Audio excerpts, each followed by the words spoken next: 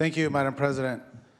Members, today I rise brokenhearted, angry, and utterly disgusted by what transpired in Orlando this weekend, and I ask that we observe a moment of silence for the victims of this last weekend.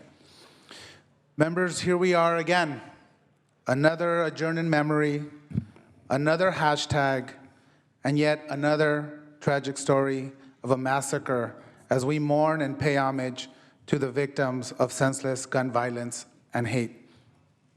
This time, the victims weren't children or co-workers or students or a professor on a campus.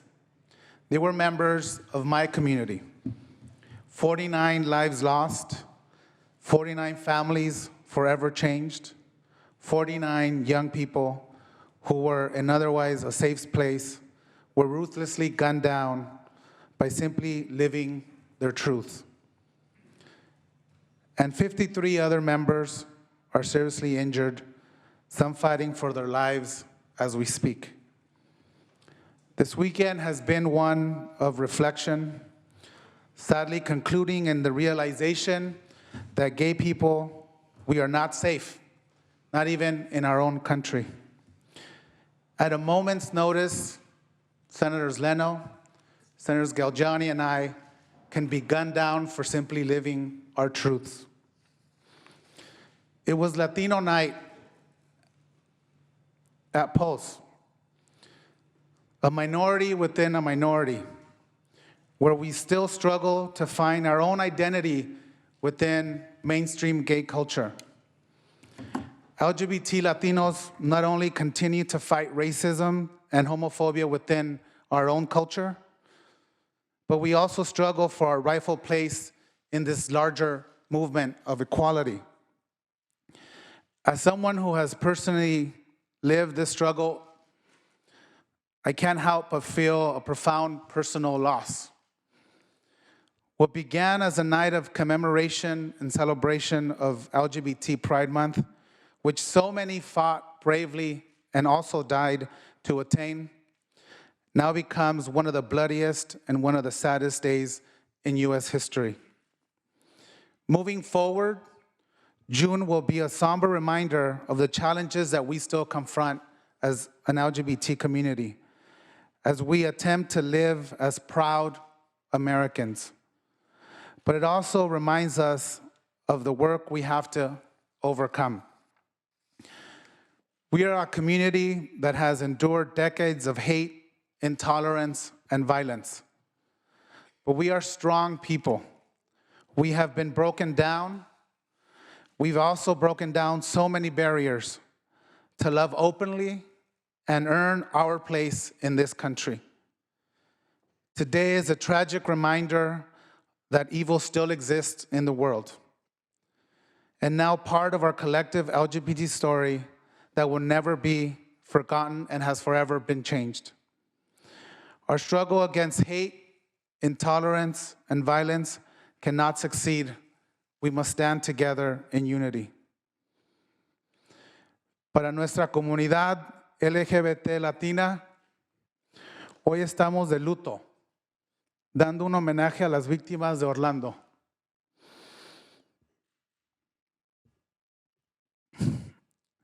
Esta tragedia no va a definir quién somos como comunidad. Vamos a superar esa tragedia y demostrarle al mundo que somos una comunidad humilde, una comunidad unida y una comunidad fuerte. Que Dios bendiga a las almas que hemos perdido en Orlando y que bendiga a sus familias. Que mucho nos ha costado tener nuestro lugar en el movimiento de igualdad y que lo que hemos sufrido nos dé la fortaleza de seguir adelante, de demostrarle a la comunidad quién somos como gente, que somos gente que merece estar aquí y no ser víctimas de violencia. Thank you.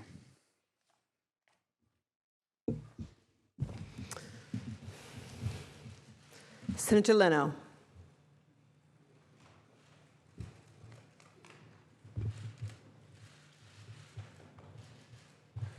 Thank Thank you, Madam President. Colleagues, I would like to align myself with Senator Lara's comments.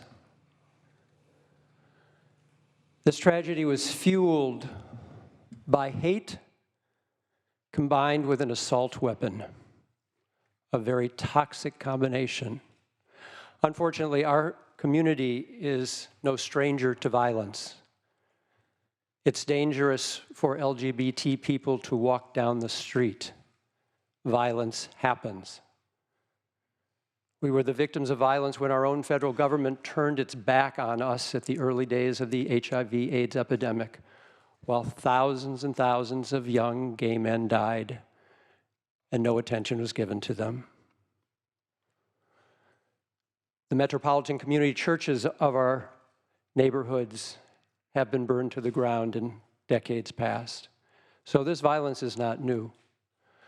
I just want to add to Senator Lara's comments by suggesting that this or any other kind of violence doesn't happen in a vacuum.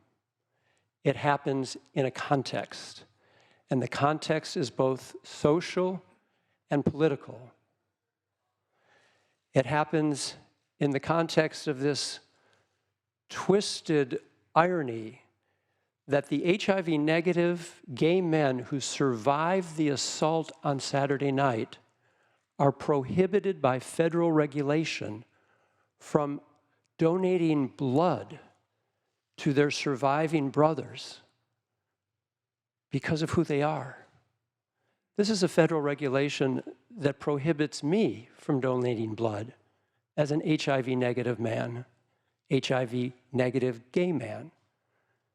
A regulation not based on science, but on fear and prejudice. This contributes to a context that suggests there's something dangerous about the blood flowing through our veins.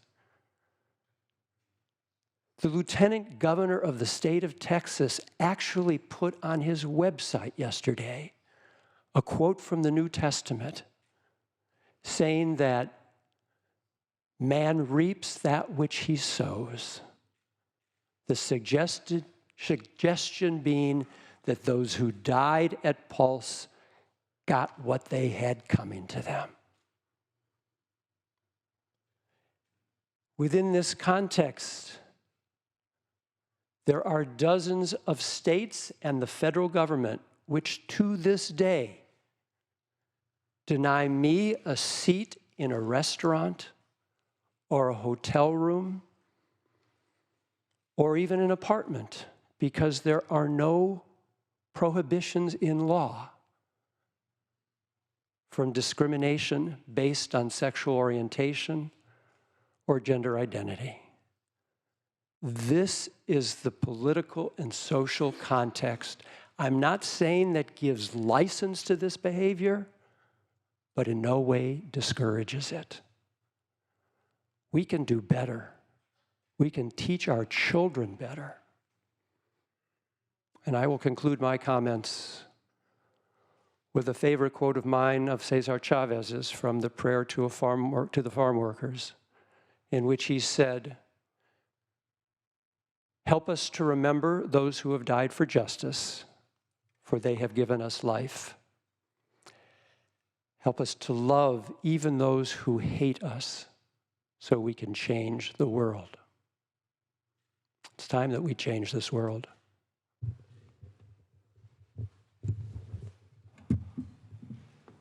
Senator Block.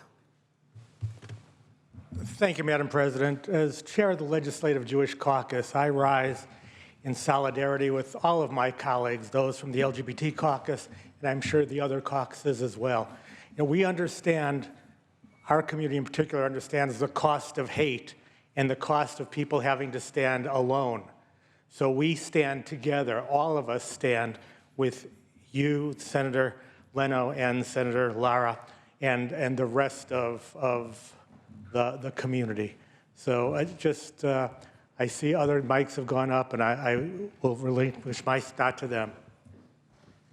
Senator Allen. Members, I rise totally heartbroken by the news from Orlando.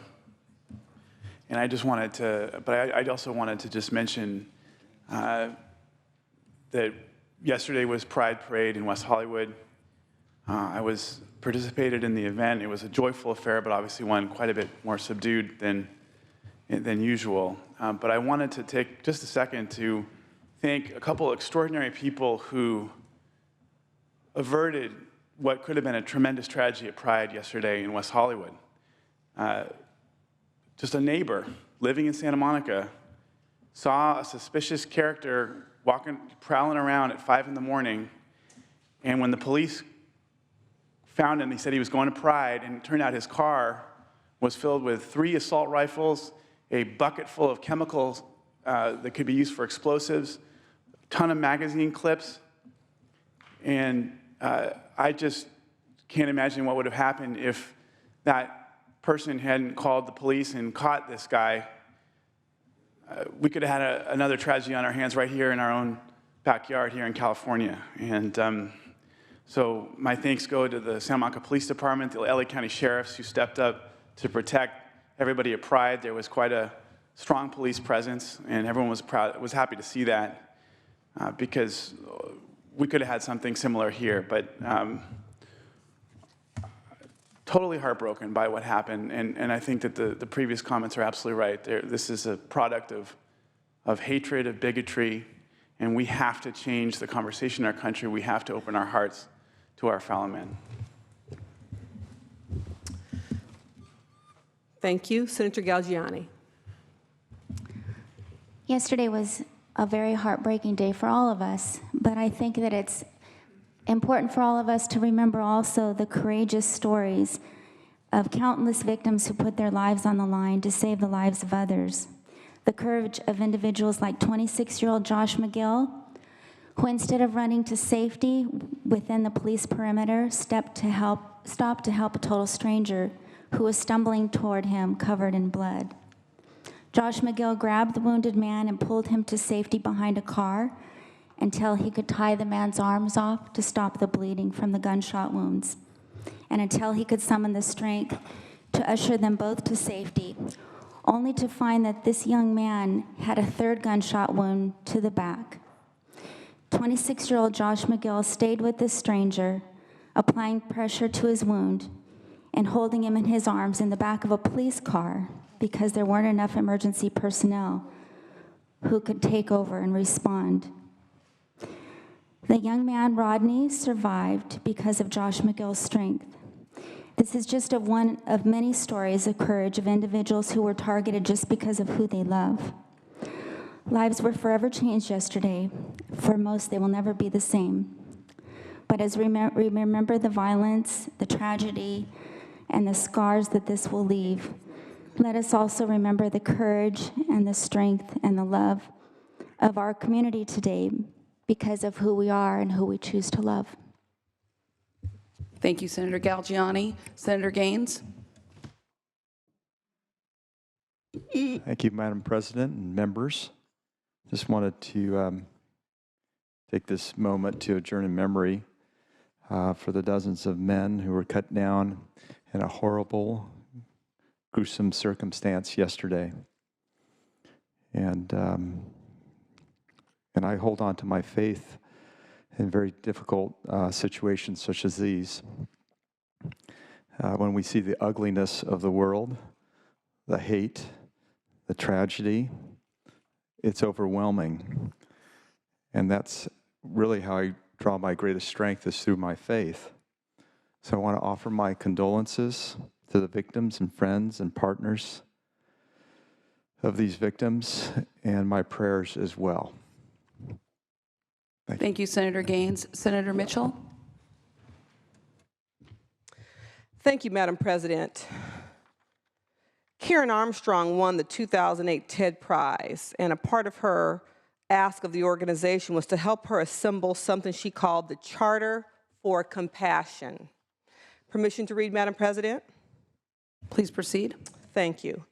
The principle of compassion lies at the heart of all religious, ethical, and spiritual traditions, calling us always to treat all others as we wish to be treated ourselves. Compassion impels us to work tirelessly to alleviate the suffering of our fellow creatures, to dethrone ourselves from the center of our world and put another there, and to honor the sanctity of every single human being, treating everybody without exception with absolute justice, equity, and respect.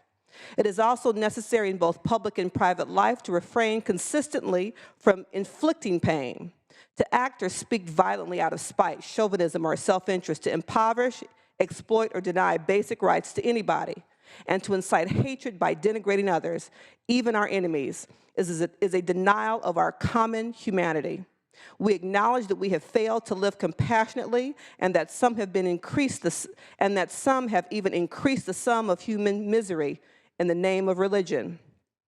We therefore call upon all men and women to restore compassion to the center of morality and religion, to return to the ancient principle that any interpretation of Scripture that breeds violence, hatred, or disdain is illegitimate, to ensure that youth are given accurate and respectful information about other traditions, religions, and cultures, to encourage a positive appreciation of cultural and religious diversity, to cultivate an informed empathy with the suffering of all human beings, even those regarded as enemies. We urgently need to make compassion a clear, luminous, and dynamic force in our polarized world. Rooted in a principled determination to transcend selfishness, compassion can break down dogmatic, ideological, and religious boundaries.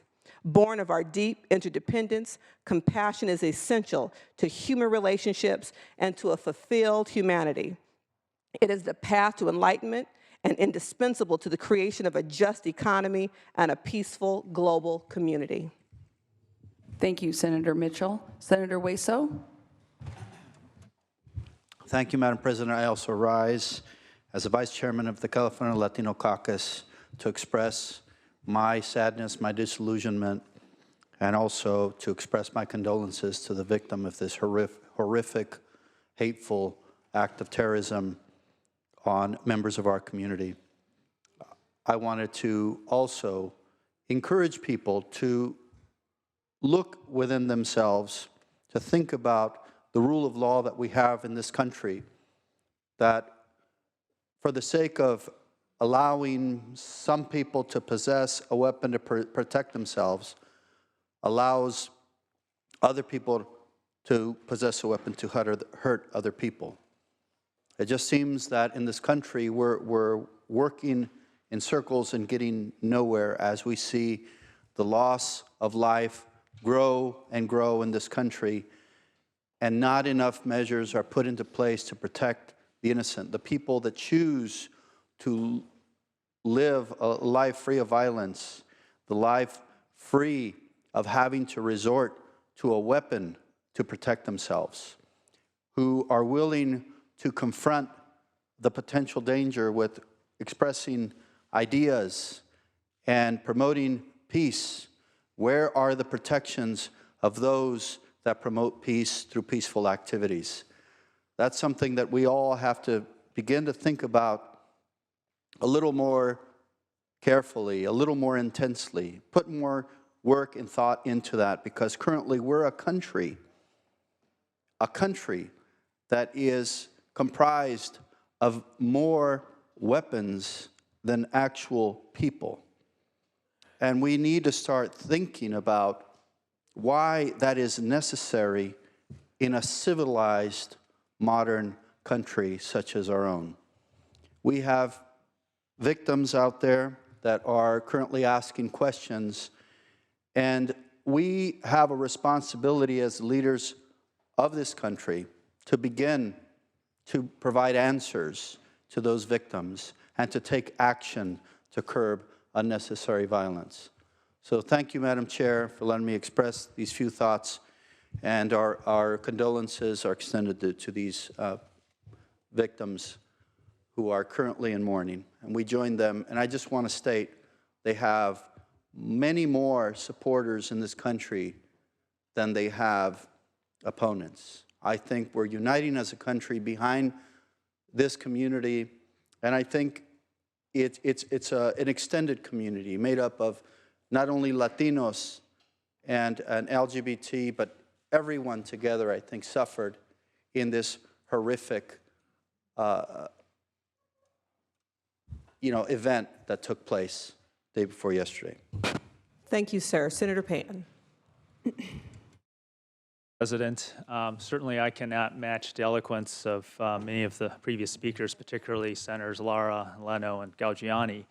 But on behalf of the API Legislative Caucus, I'll say that we certainly grieve for the victims and have sympathy for their families. We stand with the LGBTQ community, and we are resolved that this should not, that we need to work to be sure that things like this, events like what happened in Orlando, also, unfortunately, too many other occasions happen again. We know that the LGBTQ community disproportionately faces violence.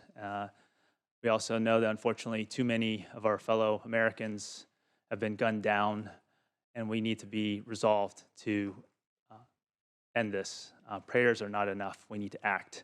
Thank you. Thank you. Senator Hall.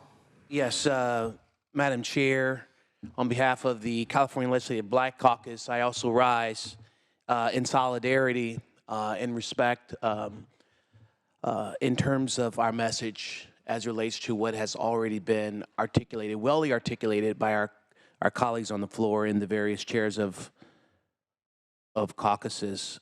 We are better than this as a country. We're better than this as a state. Ugliness and hatred, bigotry has no place in the heart of Americans. Whether you're an API, whether you're Jewish, whether you're Latino, whether you're African American, whether you're a Republican or Democrat, ugliness, hatred, bigotry such as this has no place in the heart of America. And this is where we're created equal. This is where we are supposed to live equally without prejudice. But yet, each and every day, we hear these stories continue to percolate, where this ugly green-eyed monster continue to rear his head to try to divide us as a country, to divide us as a people. And so here we are again, just another episode of venomous, ugly hatred, bigotry, acts of bigotry that have plagued and tried to divide our country once again.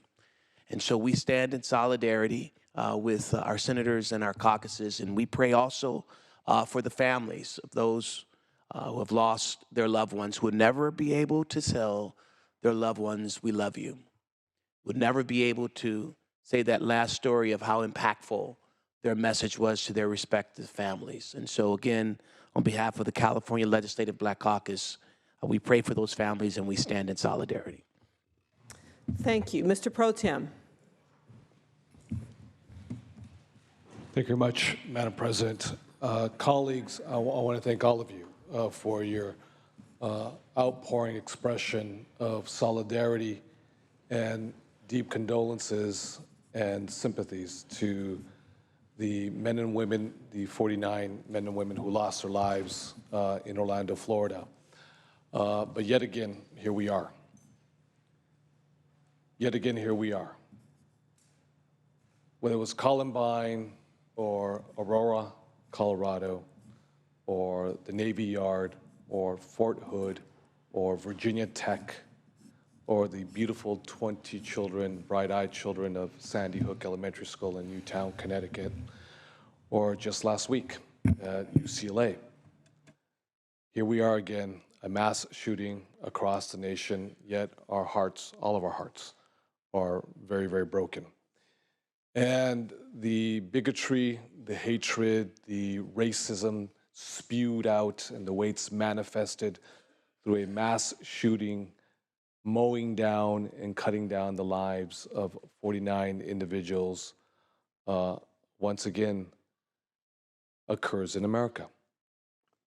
And in the future, there'll be plenty of time to have a dialogue, a substantive dialogue on the issue of the policy of high-powered assault weapons and firearms and so forth. But I'm very proud of this institution and this body together, Democrats and Republicans coming together to express our heartfelt sympathy, our solidarity, because whether the venom is spewed from Syria or from within our great nation. It is a venom that we collectively as Americans have to do everything possible to curtail and stamp out and to extinguish and to exterminate. Because this is what divides a nation based on the hue of your skin, the language you speak, your legal status, who you love as a nation. And this is what makes this the greatest country in the world, even with all our flaws or blemishes, the mistakes that we make. We're a brand new country, relatively speaking, to the rest of the planet. We are a fairly new country. And what is so amazing about this country is you have 39, including myself, 40 senators here, Democrats and Republicans, debating and dialoguing, doing everything within our own political and policy abilities to make this a perfect society for all individuals. And we have a lot of work still to do. And this, again, is just testament to who we are as Americans and who we are as Californians. That's why, at minimum, tolerance is so needed. But at best, real inclusiveness out of true respect for who we are as a community, as a nation, as a state, is utmost important for the greatest state in the nation, for the greatest country in the world. But we are broken right now, and we are sad right now, because what one would never imagine after Sandy Hook that we would see such a horrific demonstration of mass violence, easily conducted by a weapon that has the ability to mow down not just a handful of folks, but actually 49. Think about it, 49. I think a lot of folks here felt the way I felt when we woke up early morning Sunday to hear about 20, and we were stunned, only to hear a few hours thereafter that it more than doubled, 49. And the reports that we read when the first responders entered the dance hall in the most surreal fashion, in the most heartbroken fashion, to hear all the cell phones, with the parents, loved ones, and partners and husbands all calling in this desperation to make some sort of contact with their loved ones.